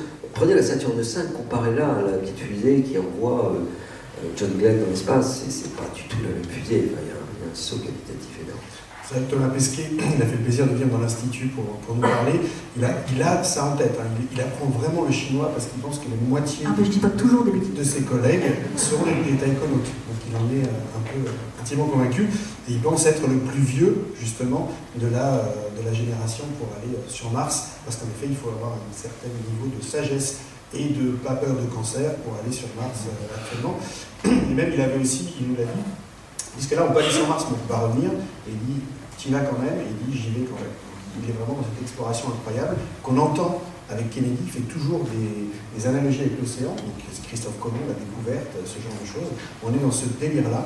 Et moi, si on y arrive, si tout le monde s'y met, avec des femmes, des taïkonautes, tout ce que vous voulez, vous allez sur Mars, quel est le système de gouvernance qui s'applique? Ah, c'est la politique. Ah, ça m'emmerde. C'est pour ça que moi je veux pas plus de 4 personnes sur Mars. Cynthia Fleury dit si tous les dégoûtants ne vont pas en politique, il restera. Si tous les dégoûtés ne vont pas en politique, il restera que les dégoûtants. Donc il faut aussi penser le système de gouvernance. Oui, mais j'ai réfléchi pour ma bande dessinée, ils sont que 4 sur la planète. Donc ça limite quand même les ambitions. Mais j'ai réfléchi quand même, et en fait ce que je voulais faire c'est qu'il y a un commandant qui change tous les jours, c'est-à-dire qu'ils sont 4, ils alternent, tous les jours ils changent de commandant. Et j'ai travaillé donc avec des gens qui connaissent le spatial et qui travaillent dedans, et Romain Charles qui a fait partie de la mission Mars 500 et qui travaille avec Thomas Pesquet notamment à l'Agence spatiale européenne, il m'a dit non mais tous les jours c'est pas gérable, c'est pas possible pour des tas de raisons, donc il m'a détaillé tout ça et je lui ai dit bon ok mais alors tous les mois est-ce que ce serait possible? Et il m'a dit oui. En 2080, tous les mois, peut-être, on pourrait éventuellement envisager la possibilité. Donc voilà, c'est comme ça que je me suis dit, pour équilibrer les relations entre les gens et pour pas que tout repose sur les épaules d'une seule personne, le commandant de la mission changerait tous les mois. Ça reste de la science-fiction. Oui, moi, je ne crois pas trop à ton schéma, mais par contre... ça reste de la science-fiction. Oui. Non, mais je veux dire, un équipage de 6 personnes, voilà, il y a un chef, voilà, et puis le chef adjoint, si le chef meurt, voilà, il y aura son successeur. Et ça sera toujours. C'est important de dire, tout le monde n'est pas des chefs, et dans les grandes expéditions maritimes ou polaires ou autres, il y a toujours le même chef, on ne change pas de chef au milieu. Ça ne tient pas la route, à mon avis. Excuse-moi. Le temps, c'est un sentiment. Par contre, le problème de la gouvernance, moi j'ai un tout petit peu réfléchi quand j'étais amené à imaginer du futur très lointain, 22e siècle, c'est-à-dire, est-ce qu'on peut imaginer un voyage interstellaire habité? Bon, c'est même pas un breakthrough Starshot, vous avez entendu parler de cette idée d'envoyer des satellites comme ça vers l'étoile la plus proche en tirant au laser dessus. Là, c'est comme, qu'est-ce qui se passe? Bon, moi j'imagine plutôt le bateau de croisière. Hein. C'est le bateau de croisière, c'est l'Enterprise de Star Wars, 2000 personnes à bord, et on part. Et on part, simplement, ceux qui partent ne sont pas ceux qui arrivent, parce que le voyage tellement long qu'ils sont déjà morts, donc c'est les enfants. Et là, effectivement, les problèmes de gouvernance se posent. Là, les problèmes, quelle gouvernance à bord, comment on fonctionne, là, ça soulève des tas de questions intéressantes, parce qu'on est à 1000 personnes, donc là, effectivement, il faut inventer des choses. Et si on prend le meilleur des années 50 comme est actuellement structuré l'ONU, je ne suis pas sûr que ce soit une solution non plus. Donc, je pense qu'il y a des gens qui doivent bien imaginer la gouvernance du futur dans les colonies. Et l'ONU, avant la création d'État d'Israël, était très efficace. Le problème, c'est qu'après la création de l'État d'Israël, il y a eu un vent du boulet, on est en train de changer de sujet là, un vent du boulet qui a été de créer le Conseil de sécurité des 5, qui a un droit de veto, et il a terminé. La gouvernance mondiale finie. Parce que les Russes, les Chinois, les Français peuvent dire... alors qu'avant, il n'y avait pas. C'était la majorité, il y a eu une gouvernance. Mais malheureusement, voilà, 47 autres... Alors, mais pour revenir vers Mars, il y aura une double gouvernance, puis il y aura aussi les liens avec la Terre. Et là, bon, il y aura des soucis, à mon avis, au bout d'un moment. Alors, je vais donner la parole à ceux qui n'ont pas encore. Mars Society. Allez-y, la demoiselle. Honneur à la demoiselle, juste là. J'ai une question qui vient de Twitter. Pour revenir sur en supposant que vous posez sur Mars, tout ça, est-ce qu'on a une estimation de la masse totale au départ d'un vaisseau qui pourrait réaliser une mission habitée par le sol de Mars? Et pour combien d'astronautes ce serait? La masse, ça se chiffre en plusieurs centaines de tonnes. Qu'il va falloir assembler en orbite basse parce que même le SLS ne pourra pas les envoyer directement. L'équipage, ce chiffre n'est pas vraiment arrêté. Ça peut osciller entre 4, 6, peut-être 7, mais plus vous augmentez, plus ça coûte cher. Donc, mais d'un autre côté, il vous faut 2 médecins, 2 pilotes, 2 commandants de bord, enfin, il faut tout redonder, parce que s'il y en a un qui meurt, il faut que les autres puissent prendre. Donc il faut un minimum aussi. Donc, je pense qu'en dessous de 4, ça n'a pas beaucoup d'intérêt. Au-delà de 6, 7, ça commence à être beaucoup, et ça grossit beaucoup la taille des vaisseaux, et c'est compliqué. Alors, les femmes pèsent moins lourd. Certaines femmes pèsent moins lourd. Non, mais c'est un vrai argument. Ouais. Les Chinoises. Oui, enfin, vu ce qu'on demande aux astronautes chinoises qui postulent pour. Bon, bref, je ne vais pas en parler, vous allez dire, mais ça va m'énerver. Voilà, je suis déjà énervée, c'est pas possible. C'est horrible. Bonjour, moi je vais poser la question de la cryogénisation. On le voit dans tous les films. Est-ce que dans la réalité on en parle ou pas du tout? Science-fiction ou. Alors, moi j'ai vu un film un jour sur internet, un tout petit film. Quelqu'un m'a dit tiens, regarde ça, c'est vraiment étonnant. Je voyais une espèce de masse informe. C'était un film accéléré. Des images, des photos qu'on voit en accéléré, donc ça durait 1 minute. Et en fait, petit à petit, ça bouge, ça a l'air de se déliter. Et puis tout d'un coup, je me dis tiens, mais c'est un crapaud ce truc. Et en fait, c'était un crapaud congelé. Et ce qu'on voit en accéléré, c'est la fonte de la glace. Et puis la glace fond et le crapaud, il s'en va. Donc le crapaud, il accepte d'être congelé. Nous pas. Le problème, c'est que vous savez, quand ça gèle, votre canalisation elle explose. Ben, c'est pareil. Si on gèle l'eau dans notre corps, nos cellules explosent, donc on meurt. Donc aujourd'hui, on ne sait pas cryogéniser les gens. Alors il y a ce qu'on appelle les tardigrades. Les tardigrades, c'est les champions, toute catégorie de la survie, y compris la cryogénisation. Vous les mettez dans votre congélo, ils survivent. Vous les mettez à 100 degrés, ils survivent. Vous leur envoyez un mégarade ça tue un homme, ils survivent, ils sont incroyables. Mais c'est des toutes petites crevettes extrêmement laides, mais ça fait 2-3 mm. Ça va pas être facile sur Mars. C'est une espèce de crevette. Oui, Enfin, des petites mini-causes. Non, mais à mon avis, il faudra qu'on se soit croisé avec des tardigrades. On a mis des tardigrades à l'extérieur de l'ISS et on les a rentrés ensuite. Ils étaient vivants. Et ils ont pu se reproduire. Ils ont pu se reproduire.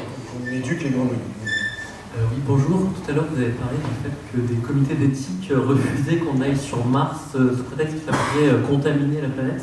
Est-ce que vous pouvez développer sur ce sujet? Je ne comprends pas trop, en fait. Aujourd'hui, il y a eu un traité de l'Antarctique. Le traité de l'Antarctique, c'était allez pas faire des forages pétroliers, il faut prélever pour les générations futures l'Antarctique. Mars, c'est un petit peu la même chose, les planètes en général, mais il y a un cas particulier de Mars, mais maintenant également d'Europa, de Ganymède, dans ces lacs de Titan. Partout où la vie est potentiellement possible, on s'impose, et c'est les scientifiques qui recommandent. Quand vous recommandez, vous ne décidez pas. Ils recommandent, dans le cadre du COSPAR, qui est un grand congrès annuel, et la NASA s'est approprié ces recommandations. On a fait des décisions. Et recommande de ne pas polluer biologiquement Mars, pour les générations futures. C'est-à-dire que si on apporte nos bactéries, certaines, très peu, la question c'est peut-être 0, mais comment on peut le démontrer, certaines pourraient proliférer. Ça veut dire que dans 1000 ans, Mars est complètement pollué, et c'est foutu. Voilà, c'est ça le problème. Au même titre que quand les Russes ont foré le lac Vostok, à un moment, tous les scientifiques ont hurlé partout en disant stop, stop, stop, n'allez surtout pas au niveau du lac, parce que votre forêt est absolument pas stérile, vous allez polluer le lac de façon irréversible. Ils ont arrêté de forer. Ils n'ont jamais atteint l'eau liquide. Après, ils l'ont refait plus tard, je crois qu'ils l'avaient un peu mieux stérilisé. Juste par rapport à tout à l'heure, on disait, bon, Elon Musk n'aurait pas eu l'autorisation. Une chose sur Elon Musk, c'est qu'il demande très rarement les autorisations. Donc, quand il a posé une fusée, je pense que les gens n'ont même pas pensé à tous les problèmes qu'il pourrait y avoir si cette fusée ne se poserait pas exactement là. Quand il a creusé ses tunnels, quand il a actionné les autopilotes dans ses voitures, il n'y avait aucune régulation qui était là. Donc s'il avait pu le faire, je crois qu'il l'aurait fait. Mais je ne crois pas. Si, il y a des régulations, vous ne partez pas comme ça. Il y a une autorité de lancement. Il y a une autorité de lancement pour les fusées. Si vous n'avez pas l'autorisation, vous ne lancez pas. Et ça, c'est pas Musk qui s'auto-autorise à lancer un truc vers Mars. Mais c'est pour ça aussi qu'on a craché Cassini dans Saturne. On l'a vaporisé dans Saturne pour éviter qu'elle tombe, surtout pour Titan, il y a 8 gaz dessus, donc voilà. Mais pour Encelade, enfin voilà, ce genre de choses, c'est pour ça qu'on crache les sondes dans les géantes gazeuses pour éviter de polluer leur lune. Il précise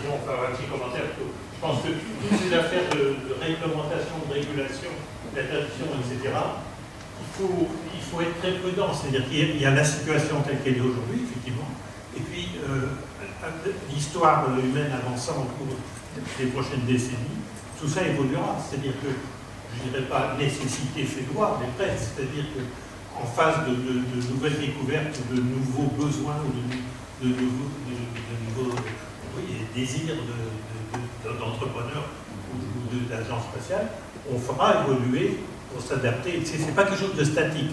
Ça existe à un instant donné. Ça guide l'action à un instant donné. Tu as tout à fait raison. Mais le principe de précaution pour les générations futures, ça va être difficile de revenir dessus.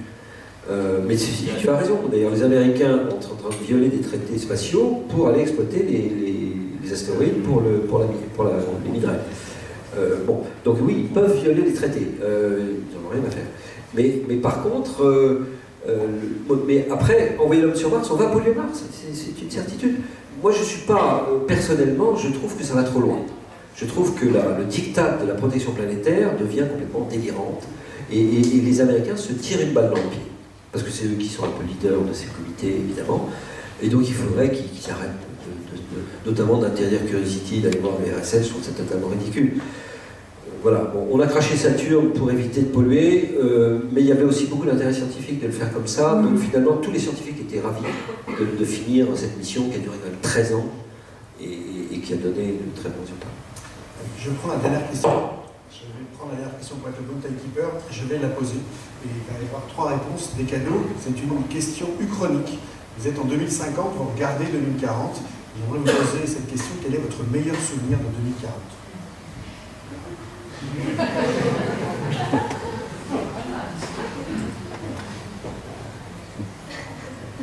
Ils sont bons acteurs, ils font genre, je ne l'ai pas posé avant, Jean-Pierre, toi qui es un peu rompu à l'exercice.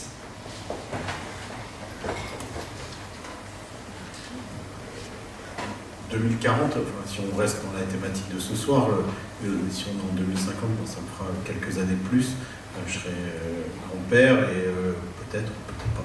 Mais la vraie question par rapport à cette colonisation, ça serait de pouvoir contempler l'homme et les différentes missions robotisées ayant exploré encore plus de choses dans le système solaire et d'avoir fait ça dans un cadre de paix. Je pense que ça serait une réalisation pour l'humanité si on avait une avant-base sur la Lune, une avant-base sur Mars et puis aussi des robots qui fouillent tout ça avec une connaissance qui fouille. Ça serait certainement un souvenir de 2040 que je garderai en 2050 intéressant.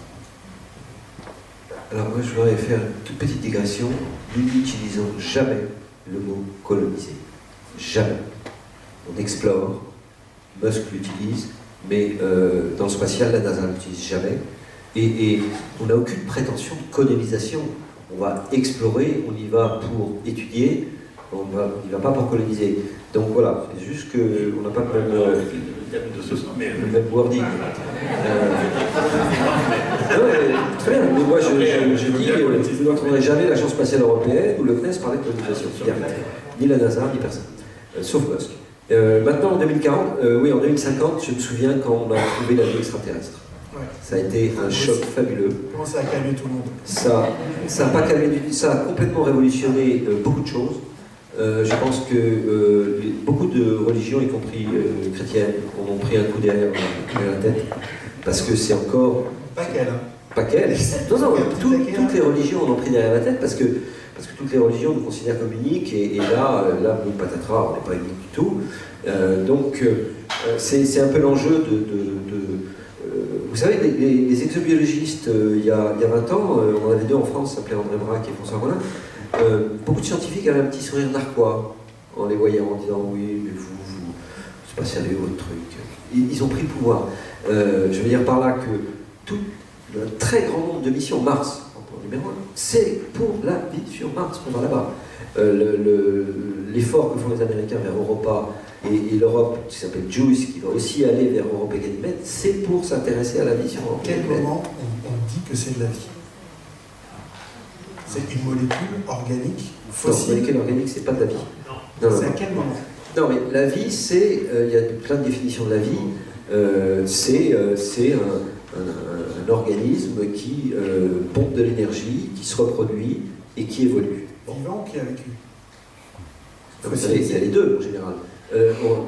Viking cherchait la vie vivante, avec des expériences d'exobiologie qui n'ont rien donné. On sait aujourd'hui que c'est complètement stérile en surface. Et aujourd'hui, c'est plus le sujet. On cherche la vie ancienne, morte. Ancienne, c'est 3,5 milliards d'années au moins. C'est ça qu'on est en train de faire sur Mars. Alors après, ça ne veut pas dire que la vie vivante n'existe pas sur Mars, mais il va falloir creuser. Et on n'en a pas parlé, hein, mais à quoi ça va servir l'homme sur Mars? Moi j'ai une réponse. Enfin, on va pouvoir creuser profondément.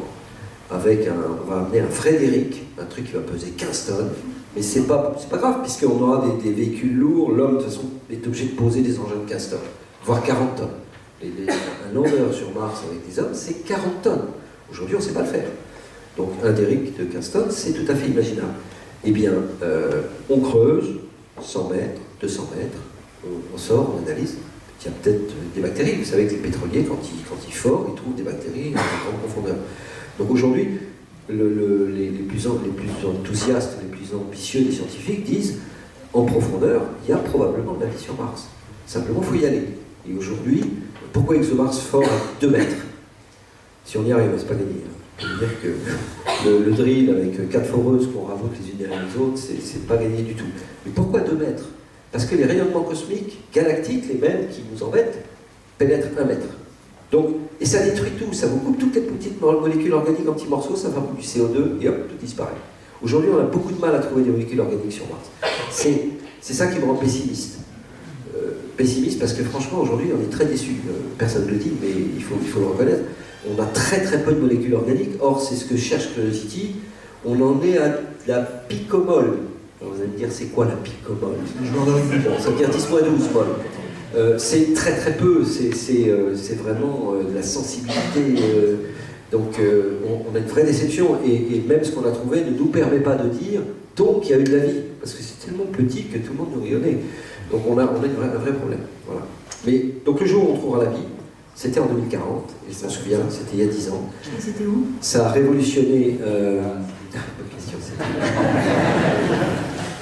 c'était sur Europe, satellite de Jupiter, dans l'océan. On a envoyé un petit sous-marin, et il y a effectivement des petites bêtes qui barbotent. Et dans la grande question de la vie, pourquoi c'est intéressant? Hormis le fait que tout le monde se pose cette question depuis 5000 ans. Bon.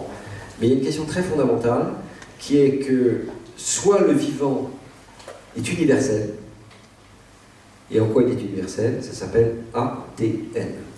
Soit l'ADN est la même sur l'ADN de la petite bête sur Europa, soit elle n'est pas la même. Et si elle n'est pas la même, on est, je dirais, un peu plus banal dans cette immensité de l'univers. Donc notre vie a fonctionné avec l'ADN, mais il y a une autre vie qui peut fonctionner avec le PCM, je dis n'importe quoi, mais autre chose, une hélice qui tourne dans l'autre sens. Alors après, l'eau et le carbone, ça je les garde. Hein.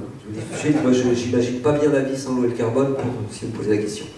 Mais on peut imaginer la vie à base d'eau et de carbone, mais à base d'autres ADN. Et ça c'est une vraie inconnue. C'est le hasard et la nécessité du livre de, quand j'ai oublié le nom, Monod. Et c'est une vraie question.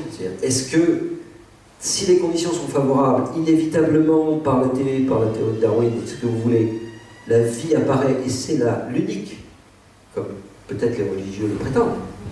Ou alors, il y a plusieurs formes. Et là, aujourd'hui, c'est ça qu'on veut essayer de comprendre. C'est fondamental. Florence, hormis ton anniversaire auquel j'ai été, en 2040, tu avais 57 ans, c'était super sympa. C'est quoi ton meilleur souvenir de 2040? Du coup, comme Francis m'a piqué l'idée. Non, c'est la découverte de la vie. Oui, du coup, non, 2040 c'était cool parce que c'est l'année où, pour la première fois, une vulgarisatrice scientifique a été envoyée en mission sur la Lune, comme envoyée spéciale pour un séjour dans le village lunaire. Et c'était très chouette. J'y tournerai bien. Ouais. Merci beaucoup, on peut les applaudir.